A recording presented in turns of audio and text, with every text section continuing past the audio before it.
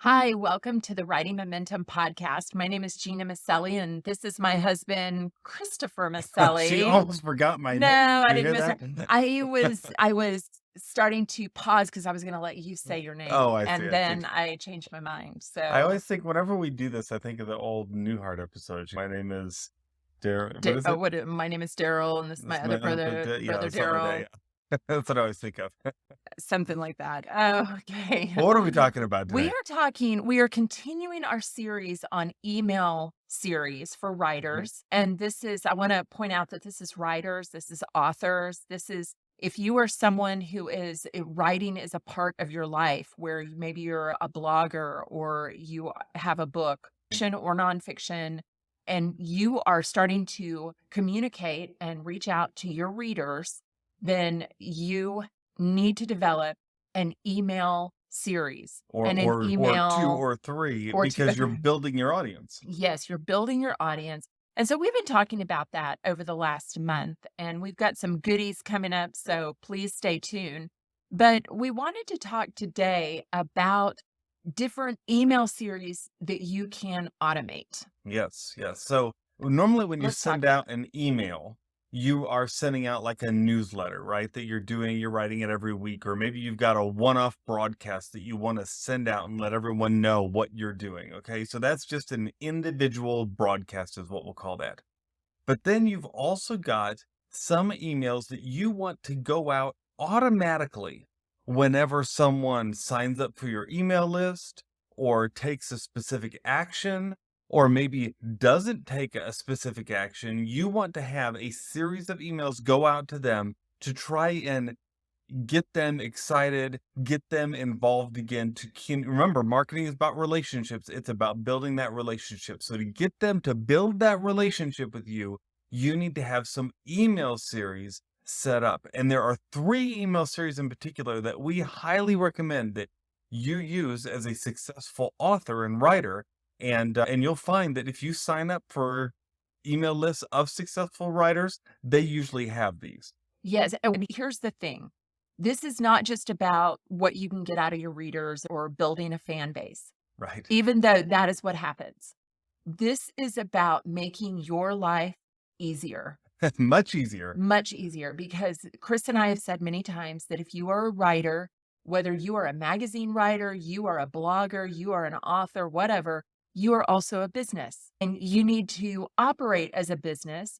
And one of the ways that you can operate as a business is to simplify your life with automation, with email automation. So today we want to talk about 3 types of series, and Chris touched on them, but 3 types of series that you want to go ahead and write. You want an email provider that will allow you to automate so that you can input these emails so that they automatically go out to your people at key times. And then, you know what? You can sit back, you set it up, you review it once every 6 months, once every year, something like that, but it's just working for you. So that's a no brainer. You just want Yep. to do it just to make your life easier, because what you don't want to waste your time with all this busy work. You want to build that momentum by being able to automate as much as possible. Yeah. So the first series that you want to make sure that you have set up is called a welcome series. A welcome series is a series of 2 to 3 emails that is triggered the moment someone signs up for your list. Okay. And they usually go out in 24 hours from each other. So the first one goes out the moment they sign up. 24 hours later, they get number 2. 24 hours later, number 3. Now that may seem, oh, we're going to overwhelm them. No, not at all. When someone signs up for your list, they are never more excited about hearing from you than at that moment. So they want to receive emails from you right then. And this is a pretty easy series to write, in my opinion, because there is so much that you can give them right away. It's easy to know what to put in each email, right? So should we just go through each Yeah, email, Gina? sure. All right. So the first email is, first of all, just an acknowledgement that they are signed up for your list. Hey, so great to hear from you. I'm so glad you joined my email list. And then it's a and saying what they should expect from you. I'm going to be emailing you of just about once a week. I promise I don't spam. And here's the kinds of things I'm going to send you. I'm going to send you emails about great tips on writing, right? If that's what you're doing. And then also let them know that you might be sending them offers, paid, free and paid offers, right? It's important to say that. If you ever want to monetize your list, you want to let people know that, hey, I might once in a while send you something that says that here's something you might want to buy.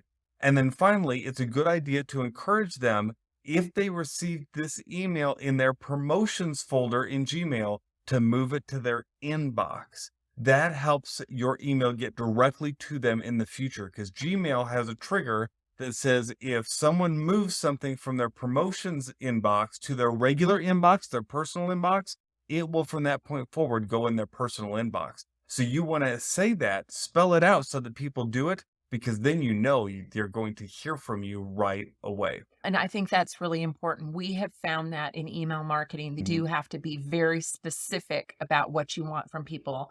You have to say, hit reply Yes. to this email, do this, click here. And sometimes you're writing it thinking, okay, that seems like redundant. Everybody knows what to do. But the truth is, people don't. You have to tell them. Yeah. And so you're going to have to tell your readers exactly what to do. That's right. Then the second email in that series that comes out 24 hours later is just a value email. And this is an email where you might point them to the things you have for them. Maybe point them to some blogs you've written. We point people to our podcast, let them know that's out there. We might let them know about a free download that we have if they haven't received that. Oh, by the way, in that first email, you do want to mention the free download and the link to it if they signed up for one. But the second one is just about value, right? And usually what I like to do in that email is let them know that, hey, tomorrow I'm going to be sending you one more email before I start sending you my newsletter. And that one has something really special that I want to show you. Okay. So you're setting them up, because in the third email in the series is a teaser to one of your main value items. Okay. What we put in there is writing moments, because we love to have people join us every Wednesday to write with us for writing moments. You can find out about that at writingmoments.com. But if you don't have something like that, you might have, maybe it's your book you want to let them know about. Hey, if you don't know about my book, I've got my book available right here on Amazon. Here's what it means to me. Here's what I think it'll mean to you. That's what's in the third email. So it's a teaser to one of your main values that you have for them. And then that's it. That's it. That's what's in your welcome series. Those three things: an acknowledgement, set expectations, then resources, and then finally a teaser to the main value. Once you've offered those three things, you're done with the welcome series. They won't ever receive it again, but they've now feel like they've kind of gotten to know you. And that's what the point of that series is all about. It's getting on a freeway. Your regular communication is the traffic that's on the freeway. And the welcome series is like the on-ramp. That's This right. is you're on-ramping them. Is that another word? Yeah. I'm just making up words today. On-ramping them to your main communication so that they can be a part of your list and know what to expect and know what your tone is. And that's something else we can talk about on another podcast, but really developing your voice in your email so that people know what to expect from you when they receive emails from you. Okay, Chris, tell us about the engagement series. What is the engagement series? Because that's the second automated series that we recommend. Yeah, so the engagement series is the series that you want to send out whenever you have something that you essentially want to sell, right? Or you want them to get involved with. So it doesn't have to be a sale. It could be, I want to get you to come and join my Facebook group, right? Or something like that. But it's a way that you're driving engagement. And so usually what we do is we'll do a series of 3 emails. The first one is a heads up that this thing is now available, right? And you tell them how awesome it is. So maybe we've got a new training course, or we've got a new book that's come out, or we've got a new Facebook group, like I said. So you have that heads up. Here's what it is. You want to become a part of this now. The second email, which you might send maybe a couple days later. This one we don't usually do in 24-hour successions because it's too much. But it may not be too much. It depends on what the item is, and it depends on your audience. A lot of these things you have to take a little bit with a grain of salt, because it depends on what your audience likes, right? How they like to receive email. But so the first one is the heads up, it's available. The second one, we like to just offer value in this one, but tie it to that thing we're offering. So if we're offering a new training on marketing, we might have an email about how important marketing is for writers, and then say, oh, and by the way, don't forget, we have this new course that's out. And then the third email is, hey, this is almost gone, or this is shutting down, or this is the last day for the special price, whatever it is that you're offering. You want to put a little bit of a time lock on it, something that makes people want to take action. And then that's the last one. Now, this engagement series does not have to be just 3 emails. If you have something that's really big, this may be 5 or 10 emails. I've seen engagement series that are that aggressive, right? It just depends on what it is you're offering, how important it is to what you're doing, how much you might make from it, how many people you need to have involved in what you're doing, and how much at risk you want to put people unsubscribing, right? So you have to find that balance. But essentially, look for those 3 things over the course of it: the heads up, the value drive, and then the almost gone is what I like to say. That's great. So now we're moving on to the third series, Yep. and this is the reactivation series. Yep. So reactivation is just what it talks about. If you have not heard from someone in a while, and you can determine what that is, it can be 6 months, it may be a year, whatever it is. But if you have not heard from someone, it may even be 3 months. Some people, for it might be 3 months that they've not bought anything, that they haven't responded, that they, I don't know, other ways that they have signaled they are not opening your emails, and your email provider will be able to tell if they've opened it or not. Yes. You send out a series that asks them, "Hey, do you still want to be friends?" Yes. And Chris has even written, "Are we breaking up? Are we breaking up? Do you want to hear from me anymore?" So tell us a little bit more about that, Chris. Yeah, so the reactivation series is triggered by a certain amount of inaction, usually, okay? So the welcome series is triggered by that action of signing up. The engagement series is triggered by you wanting to let them know about something, and the reactivation series is usually triggered by some amount of inaction. So we say, if you're on our list, if you have not opened or clicked on a link in the past 10 emails we've sent you, okay, so that's usually about 3 months, because we send about 1 email a week. If you haven't opened, clicked on a link in those, then we think maybe you're not interested in being on the list. So we send a series of emails to try and re-engage you, right? Reactivate you in our list. The first one says, are we breaking up? We're real straightforward with this. We say, hey, we don't want to fill your inbox with a bunch of emails that you don't want. So we just want to know, are you interested in hearing from us? If so, click this link. That's all you have to do. Click the link. And then our email program knows if they click a link, they're taken out of the series. They're put back into the main bunch of emails, the main, bucket of people who are a part of our email list, and they're no longer part of the series. But if they still don't take action after the are we breaking up, then we send them another email a couple days later that says, hey, just checking in. We're about ready to unsubscribe you from the list, but we want to make sure, do you really want us to unsubscribe you? If not, click this link, right? Same thing. It'll put them back in the bucket if they do click. If not, they're about ready to go. And then the third email is the bye email, right? We're so glad that you joined us at one point. We know that something stirred your connection with us, but it doesn't look like you're interested in hearing anymore. If we're wrong about that, click this link. But if not, we promise we won't send you anymore. And then at that point, if we don't hear from them, we roll them off the list. We literally delete them out of our list, because what we don't want is to send people emails they don't want and then them to trigger it as spam. We also want to make sure that the people we're writing to are genuinely interested in hearing from us.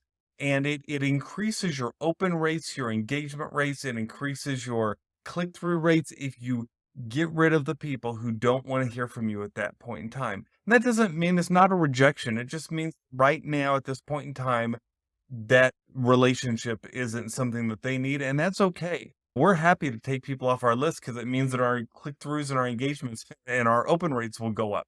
So you have to be okay with that. That takes a bit of You have to readjust your mind to yeah, that. you do. You have to readjust your mind to rolling people off your list, to purging your list if you've got a lot of dead names or cold names, cold leads, whatever. You have to be okay with rolling them off, getting rid of them. But I like to think about it as though if you've ever cooked something down to make syrup, You put it on the stove, you have all this fruit or whatever, and as it cooks, it could be fruit, it could be pasta sauce, it could be whatever. And as it cooks down, it gets richer, it gets more fulfilling, it just will stick to your bones a little bit more. And so that's the way it is with email Mm. lists. It's okay for it to boil down a little bit to you finding those people who really enjoy hearing from you. Because here's the other tip, it's a whole lot of fun. Yes. It is a whole lot of fun to know that when you send out an email, you're going to get responses. You're going to get click through rates. You're going to get people, you're asking questions and people are answering you and saying, oh, yeah, me too. And then eventually, hopefully, you're also getting sales. You're Mhm. selling that book, you're selling that course, you're selling whatever.